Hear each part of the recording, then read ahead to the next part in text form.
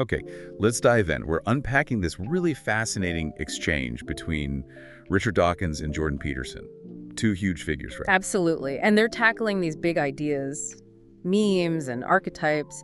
It's all from a discussion moderated by Alex O'Connor over on Peterson's YouTube channel. And what strikes you immediately is that tension. You've got Dawkins, really focused on the facts, the evidence. Yeah, the empirical. And then Peterson, who's diving deep into myth, into these patterns that seem to underpin everything. It's quite the contrast. It really is. You see them grappling with how ideas actually spread, how they take root in culture, maybe even in our biology.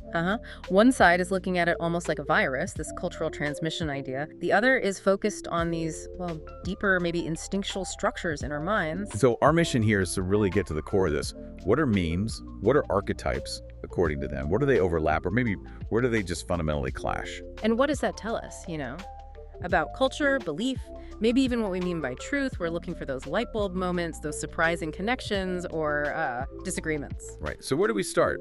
How about defining the terms? That seems like a good place to kick things off. Sounds good. So Dawkins, he famously coined meme, right?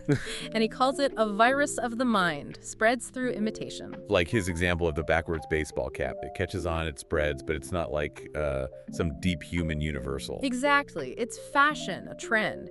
It shows that cultural success isn't just random, it taps into something, even if the meme itself is superficial, that it's not innate. Okay. Now, Peterson, initially at least, he seemed to suggest memes and archetypes might be closer than Dawkins thought.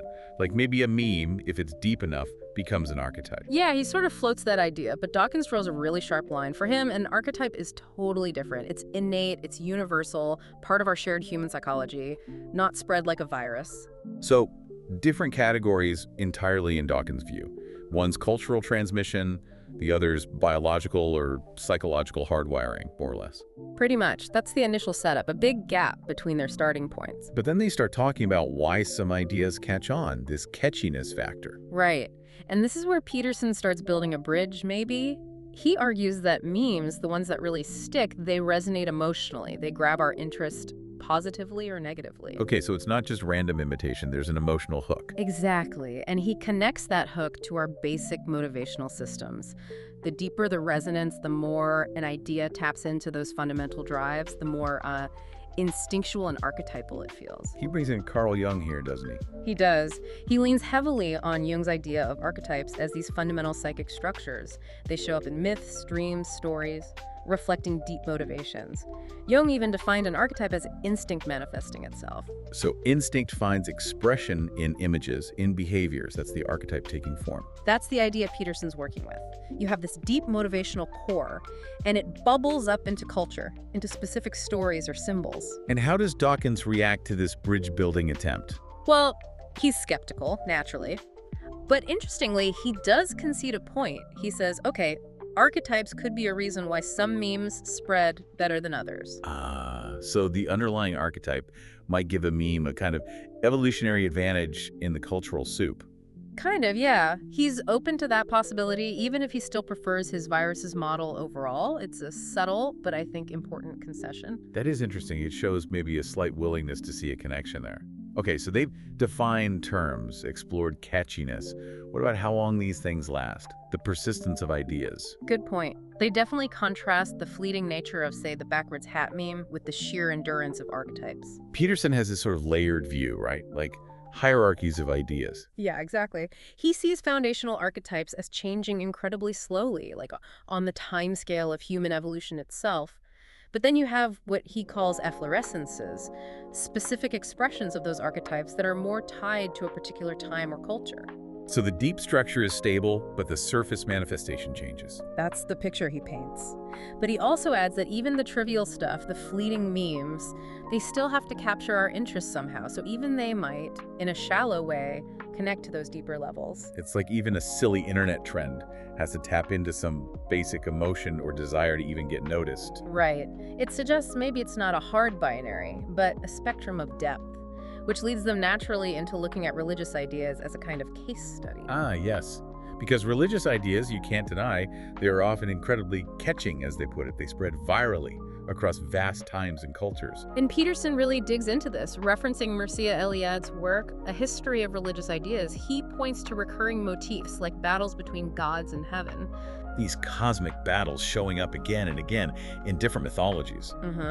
And Peterson suggests these patterns resonate because they map onto fundamental human psychological realities, maybe conflicts between our own internal motivations or ways of being. The interpretation differs, but the resonance is key. He even links this to how monotheism might have emerged. Like, as cultures mix, their gods sort of compete in the realm of ideas, and eventually one wins out. It's a fascinating, almost evolutionary take on mythology, but Dawkins isn't buying it quite so readily. What's the suggestion? He finds the battles between gods idea a bit obvious. He suggests it just mirrors the conflicts we see between human groups or individuals. It doesn't necessarily point to some profound universal archetype for him. Classic Dawkins, looking for the simplest, most direct explanation. Less symbolic depth, more straightforward reflection of reality. Exactly, and that difference leads them into another crucial area, the role of narrative itself. This is where Peterson gets quite philosophical, isn't it? The idea that we don't just see facts, we see through a story. Yes, this is a cornerstone for him. We can't possibly process all the raw data coming at us. We have to prioritize. And a story, for Peterson, is basically a description of how we prioritize, what we focus on, what we ignore. Like watching a movie hero. Yeah. What they pay attention to, what they do that reveals their values, their ethics. The story structures our perception of value. Precisely. He calls it a revolutionary idea, that a story isn't just entertainment, it's a description of the very structure through which we perceive the world. He even gives some credit, perhaps backhanded, to postmodernists for noticing this. But Dawkins pushes back again, right? He's focused on facts. Right. Dawkins emphasizes prioritizing facts that are true and have evidence going for them. He explicitly says he's not that interested in symbols. Which I recall leads to a bit of playful sparring. Dawkins calls Peterson drunk on symbols. Yeah, after noticing how many times Cain is mentioned in one of Peterson's books, which brings them right to the Cain and Abel story as a specific point of contention. Okay, so Cain and Abel. Dawkins sees Peterson's focus here as almost an obsession with Cain as a symbol of evil. And he asks, point blank, did Cain actually exist? And Peterson's answer is really telling. He says the pattern that Cain represents, sibling rivalry, resentment, violence, that fundamental conflict, that's the important thing. It's an eternal pattern existing at a higher level. So, whether there were literally two guys named Cain and Abel is less important than the enduring psychological or social pattern the story captures. That's exactly his argument. It highlights the core difference. Dawkins wants the factual, historical answer. Peterson is focused on the symbolic, metaphorical, enduring truth of the pattern.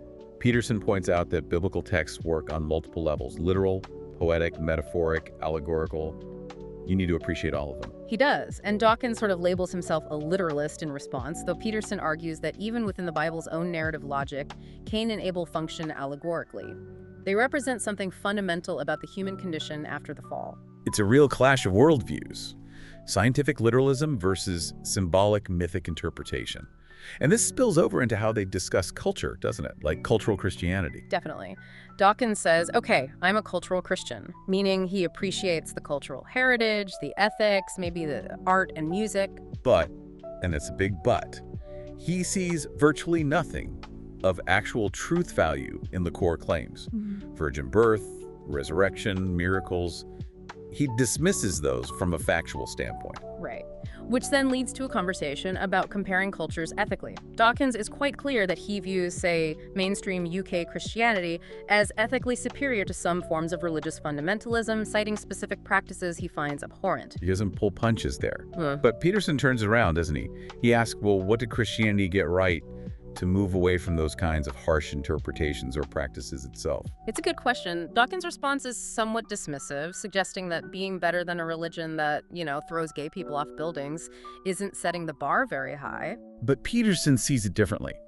He views any cultural shift towards mercy, tolerance, individual value as a massive achievement, almost a bloody miracle, considering the brutality of human history. Yeah, it shows their different scales of judgment. Dawkins is comparing against an ideal, perhaps, while Peterson is looking at the difficult, often bloody trajectory of historical development. This really gets to the heart of it. What constitutes truth? Exactly. Dawkins is laser-focused on scientific truth. The kind of truth, as he says, that gets us to the moon. Verifiable, empirical, predictive. Whereas Peterson is championing metaphorical, mythic, symbolic truth, the kind of truth you find in great literature or enduring myths. He uses the analogy of fiction. You can say Dostoevsky is profound, that his work contains deep truths about human nature without claiming his characters were real people or his plots are scientific reports. That's a helpful analogy. Yeah. He also brings up the oppression of women. Is the argument against it purely factual, or does it draw on deeper, maybe even religious ideas, like the inherent value of individuals made in God's image? It's a provocative question. And it sets up the most direct confrontation, maybe, when Dawkins asks Peterson flat out, do you believe the virgin birth and the resurrection happened as biological facts? Yeah, he really presses him on that. And Peterson consistently deflects the biological question. He shifts back to the meaning, the metaphorical significance, the historical impact of the story. How this narrative, true or not in a literal sense, shaped Western civilization, brought Rome to its knees, as he puts it. He seems to see the literal biological question as missing the point, like asking if Sherlock Holmes really lived at 221B Baker Street. Exactly, that's his analogy. The power is in the pattern the archetype Holmes represents, not his factual existence. For Peterson, the Christian story's power lies in how it orients people, how it structures values, how it addresses fundamental human problems. The literal biology is beside the issue. Dawkins, of course, sticks to his guns. He points out the virgin birth might be a mistranslation, focuses on the lack of scientific evidence for the resurrection. It's just two different languages being spoken almost. It really feels like that sometimes. Then the conversation moves towards sacrifice. Peterson sees sacrifice as absolutely central. Foundational to community, right? Yeah. And something that evolves in complexity through the Bible. Yes. He sees this deep implicit wisdom in the concept of sacrifice, delaying gratification, investing in the future, structuring society. Dawkins, again, is skeptical. He doesn't see any unique, original discovery in the Bible's treatment of sacrifice that suggests divine intervention. But Peterson argues the sheer depth and order found within that concept could be seen as profound, whether you call it divine or, he says he doesn't mind, view it biologically or psychologically. It connects to how we perceive the world, how we work, how we build communities. Which leads to another fascinating point. Does science itself rely on unscientific assumptions? The meta level. Peterson's argument is that the very foundation of science, the belief that truth is worth pursuing, that the universe is orderly and intelligible, that investigation is good, these are value judgments, maybe even articles of faith. And he explicitly links these foundational axioms to the Judeo-Christian tradition, arguing that's a major reason why modern science emerged specifically in Europe. How does Dawkins respond to that?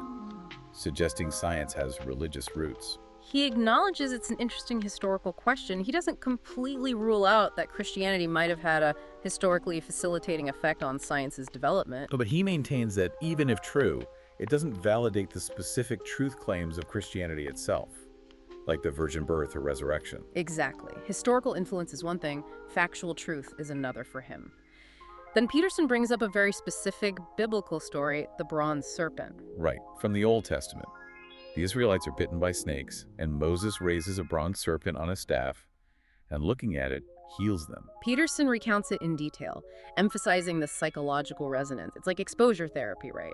You have to confront the very thing that terrifies or harms you in order to overcome it. And he connects this to a statement attributed to Christ in the New Testament about being lifted up like the bronze serpent. Yeah, interpreting it as facing the ultimate suffering, the most unjust death imaginable, as the path to redemption. Confronting the worst to achieve the best. He talks about humans being unique in our ability to grapple with mortality, to die in ideation and imagination. It's a powerful psychological reading of the narrative. What's Dawkins' take? Predictably, perhaps, he's not overly impressed by the connection. He wants more concrete, scientific evidence, not just narrative parallels. Okay, so still that fundamental divide. But this discussion of evolving stories in psychology leads them somewhere unexpected, doesn't it? The Baldwin effect. Yes. This was maybe the most surprising point of potential convergence. Peterson starts by saying stories evolve over time, kind of like memes, to become more memorable, more resonant, better fitted to human psychology. Their archetypal nature makes them stick, for basically biological reasons related to memory, emotion, motivation. That's his suggestion. And this prompts a discussion of the Baldwin effect, which is the idea in evolution that learned behaviors, if they consistently provide an advantage over generations, can gradually shape the gene pool. The environment, including the cultural environment, can influence genetic evolution. So traits initially learned can become more innate over time. That's the mechanism, yes. Yeah. And Peterson throws out this really intriguing idea. Maybe Jungian archetypes, these deep patterns, are actually the result of the Baldwin effect acting over vast timescales. Wow. So the patterns embedded in our most successful stories, our myths, could actually become genetically assimilated. That's the hypothesis he floats. He specifically suggests sexual selection might play a role. If certain heroic story patterns or memes make individuals more attractive, those patterns could get woven into our biology via the Baldwin effect. And Dawkins' reaction. He calls it a fascinating idea, which, coming from Dawkins in this context, feels significant. They even briefly discuss how the Baldwin effect might explain physical traits, like walking upright becoming innate after potentially being a learned advantage initially. That really is a fascinating bridge between the cultural and the biological. Means potentially influencing genes via archetypal patterns and the Baldwin effect. It's a complex but compelling thought. They touch briefly on related ideas too, like ritual sacrifice being linked to delayed gratification and demonstrating fitness, like in the potlatch ceremonies. And the idea of the dragon comes up again. Yeah, Peterson sees the dragon as this powerful abstract meme representing predator in general, a composite of threats. Dawkins, characteristically, prefers the more concrete term predator. But Peterson argues for the value of the abstracted symbolic image, the dragon, in stories, for teaching us how to confront threats generally, not just specific ones. Narrative as a training ground. Right. Learning meta strategies through these meme battles in stories, it leads them to acknowledge their different approaches, their different temperaments. Dawkins focused on facts. Peterson on symbols. Different kinds of minds may be related to personality traits like openness. Peterson suggests that, yeah, different facets of openness might predispose people towards facts versus fiction or metaphor, but ultimately he believes these paths, science and myth religion, have to unify somehow, even if we don't see how yet.